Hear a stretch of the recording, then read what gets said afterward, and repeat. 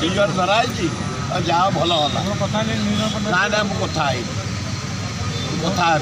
ଯାହା ଧରା ହେବାଟା ଭଲ ହେବ। ସୁରାଇ କାଲିଠୁ 3 ଦିନ ଧରିକି ଷ୍ଟାର୍ଟ ହେବ ପ୍ରାଣୀ ମତ୍ସ୍ୟ ପ୍ରାଣୀ ସମାବେଶ ବରମୁଣ୍ଡା ପଡ଼ିଆରେ। କ'ଣ ହେବ? ମତ୍ସ୍ୟ ପ୍ରାଣୀ ସମାବେଶ କାଲିଠୁ ଷ୍ଟାର୍ଟ ହେବ। ଭଲ ଆମେ ଦେଖିବାକୁ ଯିବା।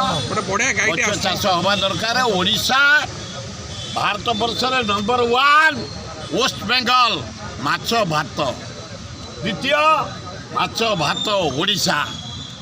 ଯଦି କରାଯିବ ଏକ୍ଜିବିସନ୍ ଆମେ ଦେଖିବା, ମାଛ ଚାଷ କରିବା।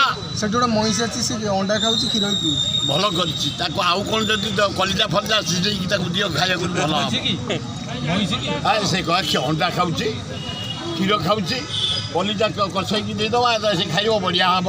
ପ୍ରଭାତୀ ପରିଡ଼ା କହିଛନ୍ତି ଛାଡ଼ପତ୍ର ବନ୍ଦ, ନିୟମ କରିବେ ଛାଡ଼ପତ୍ର ବନ୍ଦ, ଛାଡ଼ପତ୍ର କେହି ଦେଇପାରିବେନି। ଛାଡ଼ପତ୍ର ପୃଥିବୀରେ କେହି ବନ୍ଦ କରିପାରିବେନି। ଯେତେ ଦିନ ତମର ମୋର ଭଲ ପଡ଼ୁଛି ଏକାଠି ଶୋଇବା। ଯେଉଁଦିନ ତମର ଅପଡ଼ ହେବ ତମେ ଅଲଗା ଘରେ ଶୋଇବ, ମୁଁ ଅଲଗା ଘରେ ଶୋଇବି।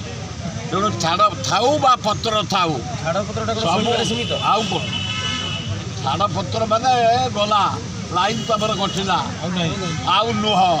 ବନ୍ଦ କରିବେ କହିଛନ୍ତି ଦେଖ, ସେ ବନ୍ଦ କରିବେ, ପ୍ରଭାତୀ ପରିଡ଼ା ବନ୍ଦ କରିଦେବେ। ଇଏ ପ୍ରଭାତୀ ପରିଡ଼ା ବନ୍ଦ କରିବେ? ପାଗଳ ହେଲା କିଏ ଅଛି ଏମିତି?